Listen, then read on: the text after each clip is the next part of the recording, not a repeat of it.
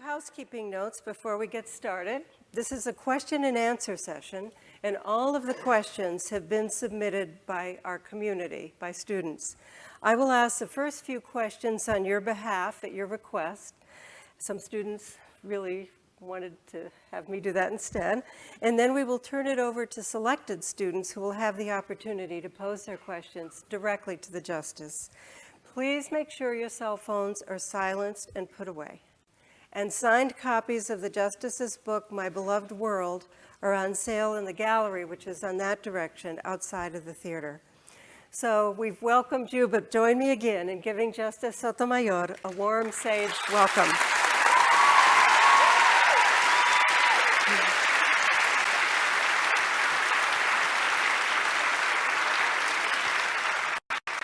If the student who submitted the questions you're asking wants to stand up, I'll take a picture with you. So, all right. I don't know if you have the students' names or you want to let them self-identify if they choose. I leave it up to you. We do, and I think we've arranged for a picture with the students immediately after this session. So we'll do with all the students who ask questions with Great. you. So the first question, unless Emily's changed her mind, I will ask on behalf of Emily Stadnick, class year 2018, her major psychology. Emily says, reading your memoir, it seemed that there were many seemingly small life events that ended up making a big impact on your life. If you could go back and change anything that happened throughout your life, would you? And what would it be? Nothing. No, you know, I'm often asked a variant of that question, like, would I do this again? What moment would I change? And I often think to myself, we become our life experiences. Good and bad, they shape the person we are. They become the fabric of our understanding of others and our understanding of ourselves. And each moment, even though in retrospect we might say, I wish I had done that. You know, for the longest time I thought to myself, I went to Princeton, which is a very suburban school. Not until I got there did I understand that it was the Southern School of the North. And I didn't appreciate until I got there that I'm a really urban person. Suburbs make me a little bit nervous. You know, darkness, quietness, creatures that scurry by. They really make me antsy. And I've lived in suburbs, both at Princeton and then when I got first to Washington, I lived in a house. And I've always been an apartment dweller. And after about 2 years, I realized this is not my environment. So I often thought to myself, maybe I should have gone to some of my other choices. But as I thought deeper about it, I realized that the experiences at Princeton were so enriching to me.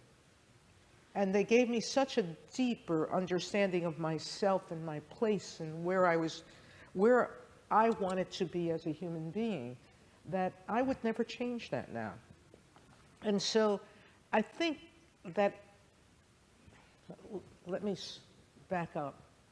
I learned because of my condition, diabetes, that life is very precious. Because when I was first diagnosed, and it's no longer the case now, but when I was first diagnosed, I had an expectation that I wouldn't live very long. And that was because the statistics for diabetics in 1963 were very bad. That's changed dramatically today. Diabetics are expected to live normal life expectancies. I am thankfully very healthy, and I've lived far longer than I ever thought as a child that I would. But my condition made me realize that we live life and should live life every minute of the day, squeezing out of life as much as we can in every single experience we have. And that doesn't mean that you have to work devilishly to do things every minute of the day. Sometimes just lying on the grass and looking up at the sky gives you a moment of rest and peace and enjoyment that has value. But that attitude has kept me very happy with every experience I've had, even the bad ones.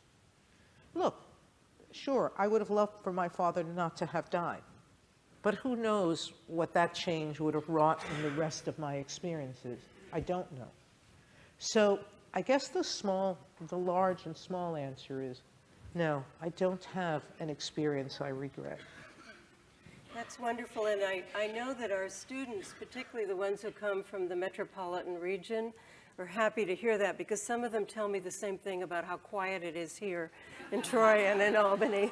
So it's good for them. You know, the neighborhoods I grew up in were some of the worst in the country at the time. And I felt more fearful walking on Princeton campuses at night than I did walking the South Bronx.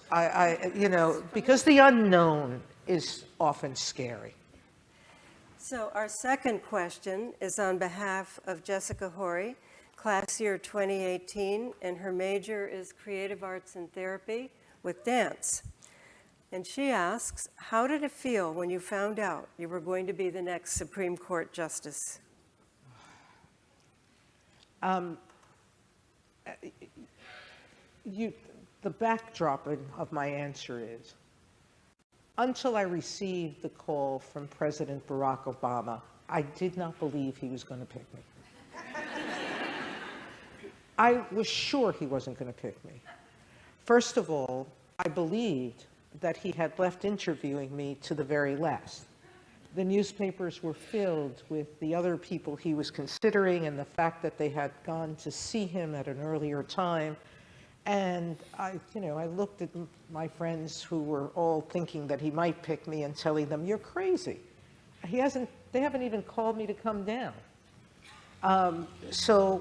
And then there were lots of reasons that I thought he shouldn't pick me, including, not without basis, that I would be the, I think, 4th or 5th New Yorker on the bench, that I was from an Ivy League school, and all of our bench is from Ivy League schools, that he should have picked someone from a different part of the country and perhaps a different religion, because I was also a Catholic. And add to it that I knew that during my earlier nomination to the Court of Appeals, that many conservative groups felt that I was too liberal. And I thought, as his first appointment, he should avoid controversy.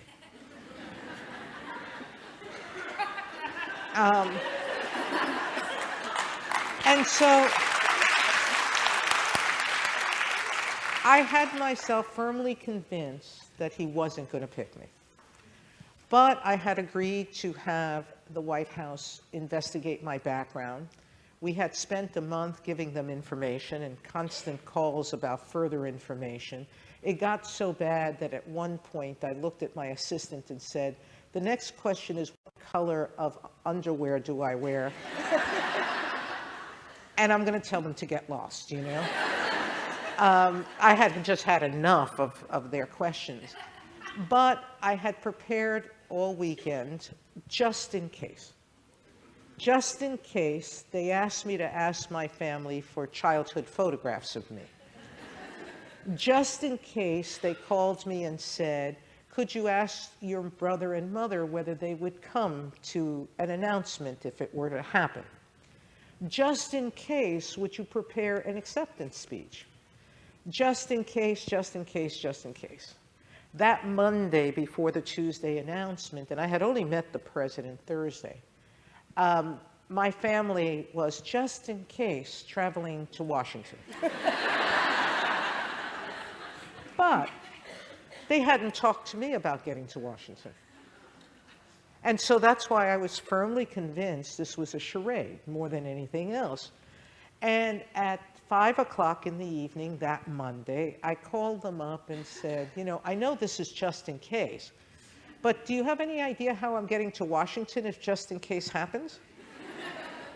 And I hear silence on the other end, and they hang up the phone and say, we'll get back to you. So just in case, about an hour and a half later, they call me and say, well, maybe, do you have a friend who can drive you in? I happen to have a very dear friend who I called up at 6:30 on Monday night, and they're high school friends, and my girlfriend said, he'll take the day off and get you there. And so I said, thank you, and she said, it'll take us about an hour and a half to do this, but we'll get you there. So just in case, it's 7:30 on Monday night, and I still at my office, still sort of waiting.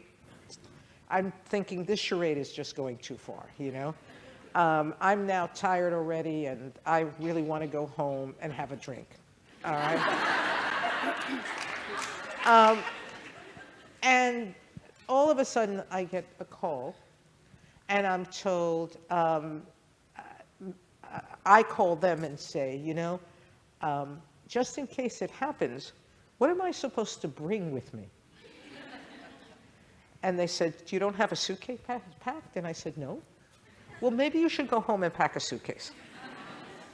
So I said, okay. So my whole staff had been working with me for the entire month. And I said to them, if I come, they all come with me. But they all wanted to be there just in case the call came. So they all came to my house. And my assistant, who at the time had been with me for nearly 20 years and knew me better than anyone, was in the back with me, going through my clothes and my jewelry and my shoes. And we were picking out outfits to take with me and just packing. And all of a sudden at 8:15, my cell phone rings. And I go pick it up, and the voice on the other end is the White House operator, who says, please hold for the president. So I have the phone in my right hand, and my heart starts pounding. And it's pounding so loud that I can hear it in my ears. And I need to quiet it because I'm thinking that someone on the other end, if it's the president, is going to hear my heart pounding. But he finally comes on the line and says, Judge Sotomayor, remember I was a judge then, I've decided that I would like you to be my nominee to the United States Supreme Court. Will you accept? And I started to cry. Now you have to understand, I'm a tough Bronx kid. I don't cry. But the tears came out unbidden. And the emotion was just so overwhelming. Because at that moment, I realized that I had lived my life far beyond any dreams I had ever imagined as a child. I was in a world and at a stage in my life greater than anything that I could ever have thought possible. And so the tears, were they tears of joy, tears of everything, of surprise, of joy, of fear of what the future would bring, of so many different emotions, all of them that were tumbling through my body at the moment. When I told the president that I was crying, he said, oh, Judge, you don't have to cry. And then we had a further conversation, and I left for Washington about an hour later. And I got to Washington at 2 in the morning. My friend came to pick me up. His wife, my other friend, had packed sandwiches for us, thank God. And we drove in the rain to Washington. The GPS went offline, so we got lost. But made it in at 2 for me to be ready at 7 o'clock to be at the White House. It was a long, exhausting night. Thank you for sharing that. It's been amazing. Wonderful. And now we will have questions directly from the students. Please introduce yourself. Now, let me start by telling you, I'm going to walk around you. And that means that some of the people in the top might not see me at moments, but I think people feel more connected to me if I walk around and say hello. And so,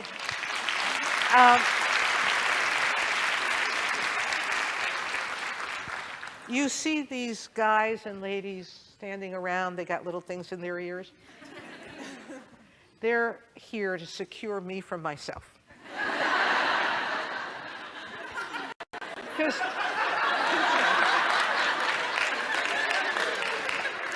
they would like me not to do this, but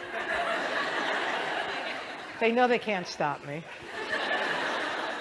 But we have an agreement, which is if you jump up unexpectedly, they'll take me off the floor. So if you stay seated, you keep them happy and you keep me on the floor, okay? So I'll walk around. I do dispense hugs occasionally and I do shake hands. But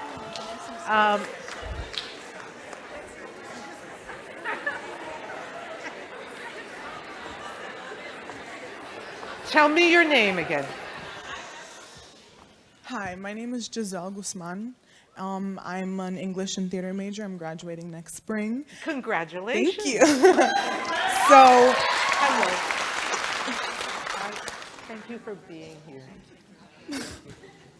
so my question is, well, I have a very similar story to yours, and as I'm also a Latina from New York City, and What part? I'm a Latina from New York City. I'm Where? from Brooklyn. Brooklyn. Yeah. I lived there for 11 years. I love Brooklyn. So I know that a lot of people from where we come from like never make it out and eventually become products of their environment. And I'm interested in knowing that if any point in your childhood, with everything going on around you, if you ever felt like you were never going to make it out, or did you always know that you were going to accomplish bigger things? No. I mean, there are always moments where one thinks you won't make it out. You know, I watched my cousin become a drug addict, and he and I had been inseparable as children. There isn't hardly a photograph of me as a child where he's not next to me. When I say inseparable, we did everything together. And yet he took a very different path than I did. Now, he had a passion that I didn't. His was music. But he was much smarter than me. And he could have been anything he wanted, but at heart he was a musician. And it wasn't an occupation that my uncle knew how to respect. And so my uncle pushed him to do a more traditional life. And he rebelled, wanting to do the life that he wanted. I think the difference between us was that because he had to hide his passion from my uncle, he had to sneak away and do what he wanted to do, and it was a world filled with temptation because he was on the street more than I was. But I was a Latina little girl, and as a Latina little girl, everybody protects us.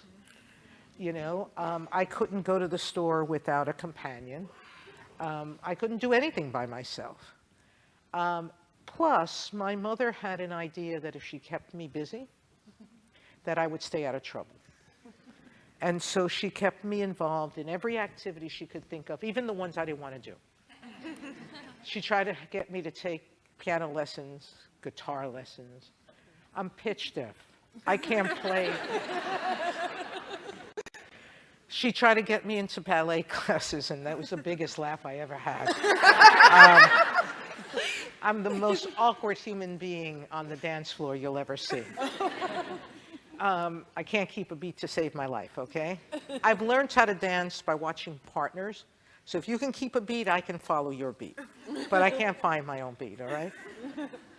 But there were many points, even with as busy as I was in healthy activities, where I thought, what will my world be? And I didn't have a vision of anything larger than the world I lived in. And you know, I worked at my mother's local South Bronx hospital, and the women had been in the office there for years. And I would come in and I learned their jobs so that I could spell them when they went on vacation. And I kept thinking to myself, I don't know that I want to do a job where I'm doing the same work every day. I'd like to find something that would be different. But I had no idea how to do that, really how to do it. And so I had to really figure out on my own, and with the encouragement of my mother, that education would give me the sort of vision to know what was greater than what I had. And for me, books became my rocket ship plane, my time machine, to explore a world I thought I'd never see. You know, the idea that I would travel to faraway places was something I never imagined. So I had to read books about other countries. And we didn't have the internet, so I could see those places on the internet. I could only see pictures in the encyclopedias or pictures in books. But I used that to give me a vision of the world that I didn't live in. And education provided that way to see a different path. My cousin, it came too late for him. His path has been ordained by the temptations that he couldn't resist. But I'm eternally grateful. And what I'm asked, what can we do to change the lives of so many kids in our neighborhoods? Keep them busy after school. Yes, definitely.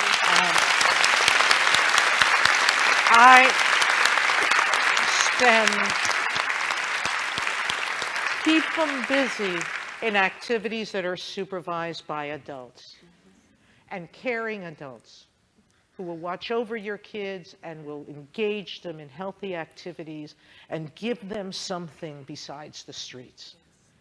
That's why I support after-school programs. Oh, yes. My entire life, now as a judge.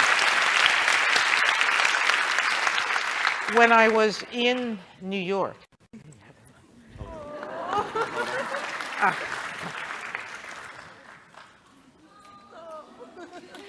when I was in New York, I worked very actively with an after-school program for inner-city school kids, where they came down every week for 13 weeks and had sort of the business world explained to them how to dress, how to talk, how to be inquisitive and curious about the work that they did, how to write resumes, how to talk to people. They would set up a lunch with people and sit them at the table and say, now, learn how to engage in conversation with everybody around the table. When you answer the phone, why would a kid from the Bronx know how to answer a phone? You know, I mean, we don't do business calls. Hola, abuelita. That's about all you learn, you know? How to dress. How do you know how to dress for a work situation? Unless someone tells you. So I worked in that program for years when I was a judge. Thank you for helping. Now I'm in New York City, in Washington, and I'm working with an after-school program called College Bound. Every kid in that program is from an inner-city school in Washington, and every one of them goes to college and gets a scholarship. And that's because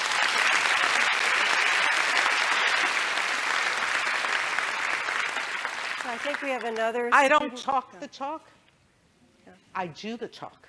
And so I want to know how many of the kids here are doing the talk. How many of you have someone in your life that you're mentoring and that you're guiding? Okay, there's a lot of hands. Next time it better be everybody. All right. I know we have another student question. Hool. I'm the class of 2020, and I'm an accelerated health science to PT major. And my question was What major? health science to physical therapy. Wow. Okay. My question is, what is your favorite childhood memory? being hugged by my grandmother. Come on out. We'll take a picture. Thank you. Nope, wait a minute, wrong person. Thank you. You know, I was always in trouble as a kid. I had a lot of energy. I couldn't sit still. I was always getting me and my cousins into trouble. Most of the time I was being screamed at for doing something wrong, okay? I couldn't keep myself clean. My mother would dress me, she'd put a bow in my hair, and she would look at me and stay clean until Grandma sees you. And it didn't work, okay? It just didn't work. And so I spent a lot of time feeling sort of not loved, criticized, sort of picked on. And the only person who made me feel like I was important and loved was my grandmother. Because no matter what I did, she protected me. And so running into the folds of her arm, into her house coat that smelled like cigarettes, but it was still my grandmother. Those were my favorite moments in life. And that's why I believe that anyone who succeeds, it's because someone cared about them. Now, sometimes it's not your parents, and not because they don't love you, but because they might be working too hard. Some parents have their own life challenges where they find it hard to express love in a tender way. So sometimes it can't and isn't family for a lot of people. Sometimes it's a neighbor. Sometimes it's a friend's mother or father. Sometimes it's a stranger that you met in school or elsewhere. But I think everyone who's here can probably talk about someone who's given them meaning in life and given them a sense of being loved and appreciated. And so for me, that's my favorite memory.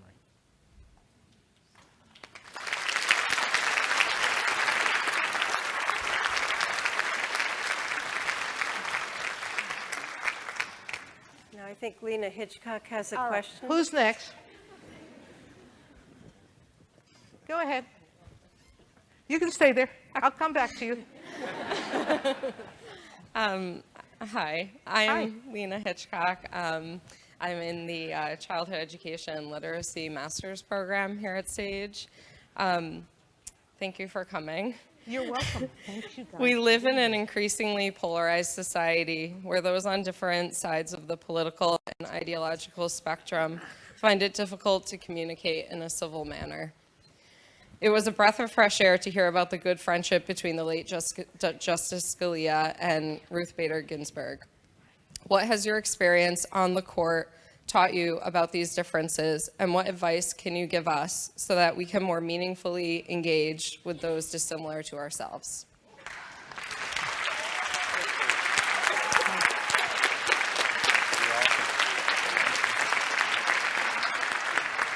Thank you. Ruth Bader Ginsburg and Sandra Day O'Connor call each other sisters.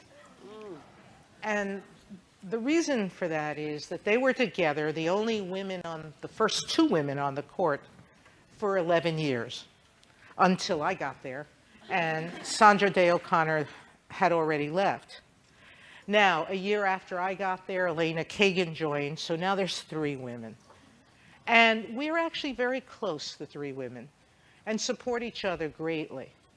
Not because we're women alone, but because in some ways we share backgrounds, similar backgrounds. We're all from New York, and we've all arose in the legal profession at a time, more for me, less for Justice Kagan, where women were just starting in the profession. So we have shared more of an understanding of how to be an insider in an outsider's world. How's that? But Justice Ruth Bader Ginsburg and Justice,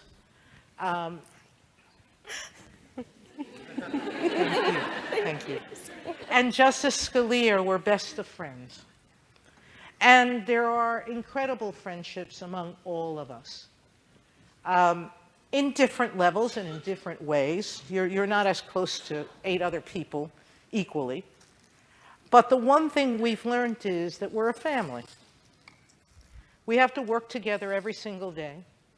We have to reach decisions, sometimes in agreement, sometimes not. But at least 5 of us have to find a way, generally, to come to a decision. And the one thing that we have learned to accept about each other is that we all care. We care deeply as people about each other. If someone is sick, I know I'll get 8 calls. When my stepfather died, I received 8 calls. Cards, flowers. When Justice Ginsburg's husband, Marty, was ill, one of my colleagues had food delivered to her every single day because Marty was the cook in the family. And Ruth, I'm not sure, can boil water. Oh, she'll tell you that, all right? She'll tell you that. And so where does that family kinship come from? It comes from having a shared obligation. We are there to decide the cases of the country, the most important issues. But it also comes from understanding that basically each of us shares the same passion about the same thing, the work we're doing. We all believe in this country. We believe in the Constitution as the basis of our shared relationship. We believe in our system of government, with all its flaws, as being the best there is in the world. And we are trying, within each our own way, to find the best answers to promote the principles of our country. Now, we analyze the cases differently. We come sometimes to different opinions about how best to do that, but we respect each other's goodwill. The fact that we are each trying to do and accomplish the same thing. And because of that, it's easier to accept our disagreement. If you're in the majority and the dissent in writing gets out of place, you remember they lost. No, seriously. And that's why they're upset. And if you're a dissenter and you're writing that way, it's because you want to shake them and say, why can't you see the right answer? But it's a lot easier to move on to the next day and forget that fight when you know that tomorrow's problems we have to find a way to resolve together. And the reality is I may need their vote tomorrow. I think if the rest of us could approach our joint existence in this community, the larger world that we're in, and understand that what we're all trying to do is to better our world. We have different ways of doing it. We have different visions about what the world should look like. But we're all trying to do the same thing.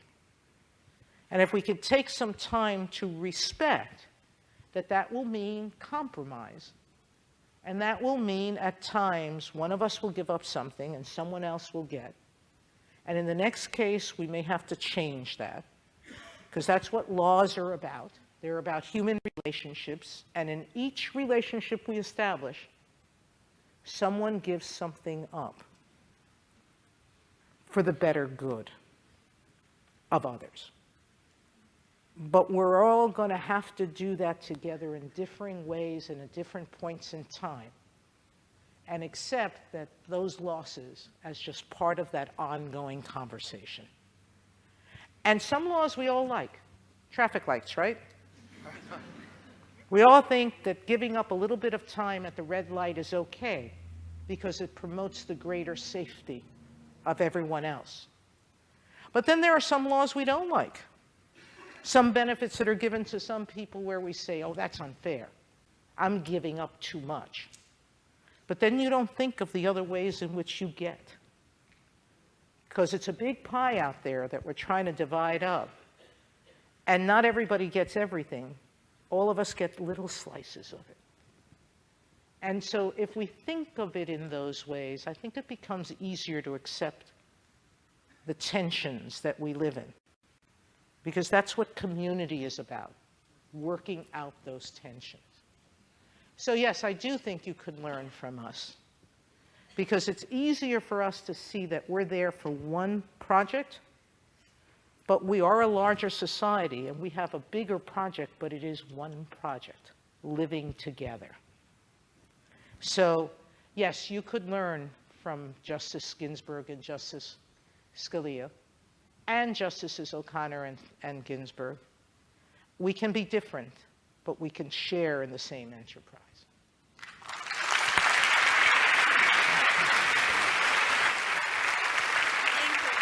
Thank you.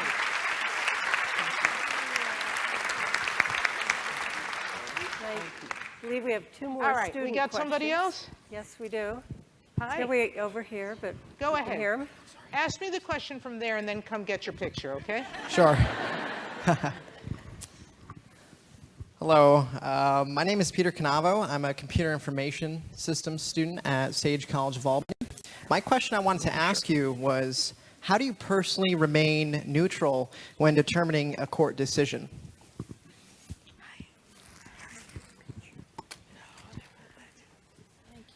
Well, I don't know what remaining neutral means. All right? Do you mean that I have no emotions? No human being lives life without emotions. And when things happen, all justices, judges, any person should have an emotion because it's the natural state of life. If I hear a sad story, I don't put on a judge's hat and say, that's not sad. Okay? That's not tragic, because tragedies happen. And a lot of cases in court involve tragic situations. So that there's no neutrality of emotion. The issue is whether, when that case comes before me, am I going to decide it on an emotional response? Or am I going to think about what the law says about that issue? And how and what response the law has crafted to answer the question the case presents. And I do the latter for a very important reason, which is, I'm not God. When people come to court, they're coming with competing interests. Each side has a need. Each side feels that something that belongs to them is being threatened by the other side.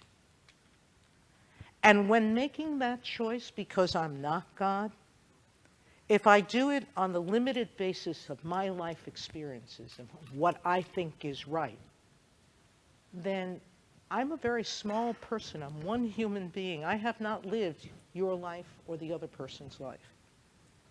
And if I make my choice based on my limited experience, I'm doing an injustice to the side who loses. People come to court because they believe, fundamentally, that there's something greater than our individual feelings that will guide a decision. And so I give them what I think the law says I should.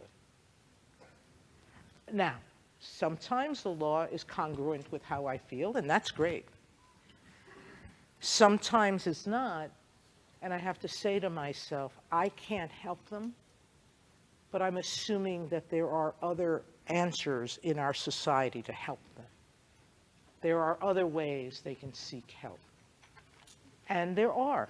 There are usually other support systems that we provide to people in tragedies. They may be imperfect. They may not be as much as the person wanted under law, but I respect the limited role that I serve. So that's how we remain neutral, by remembering that we're not gods. Good luck.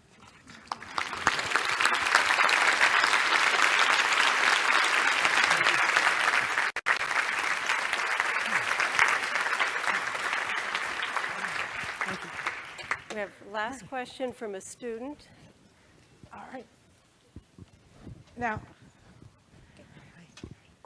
I'm Victoria Marcario. I am also graduating in next spring, and I am a creative art therapy major with a concentration in visual arts.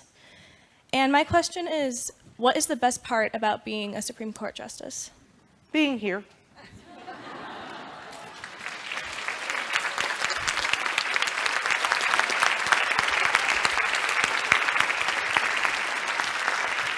And I don't mean that in a facetious way.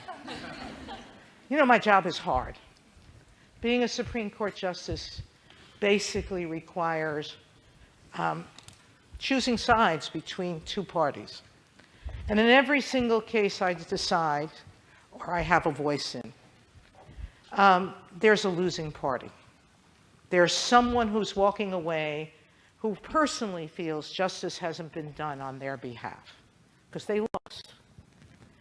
And so there is satisfaction in the work I do, because I am a voice in some of the most important social issues and social legal issues that the country is facing.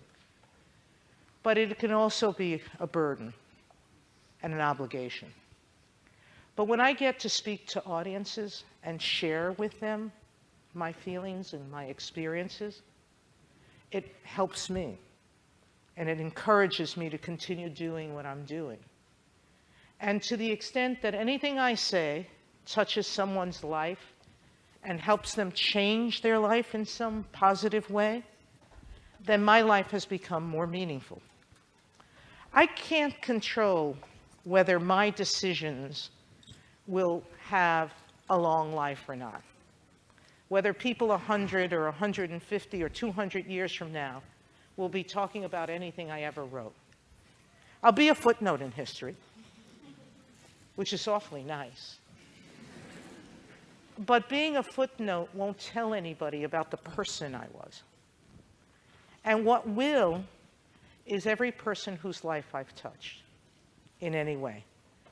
I will live as long as the last person I touched who remembered me and told someone else about me. And so that's why this is the most enjoyable part of my life.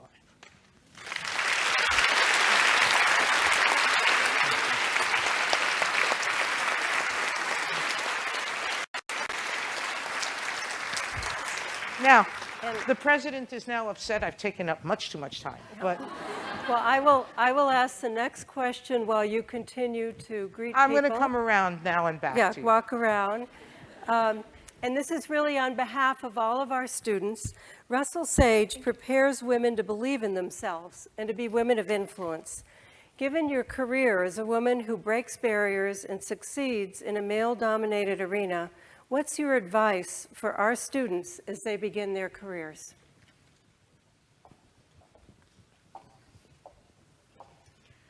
Don't let fear control your choices. I think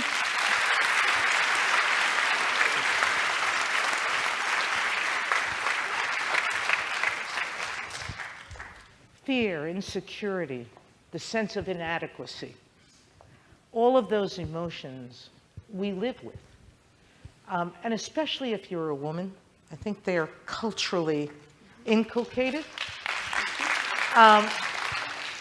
But the greatest obstacle to success is being afraid. Afraid of failure and afraid of succeeding. They're flip sides of an equal fear that can sometimes paralyze us from taking risks.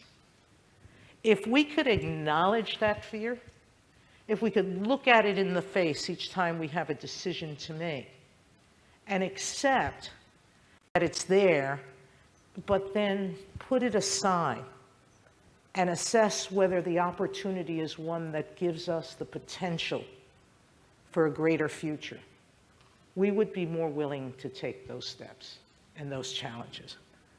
So I invite anyone, male or female, but anyone, to understand that the greatest enemy in life, in your life, is yourself. So, good luck. Thank you. Thank you. Gracias. Oh.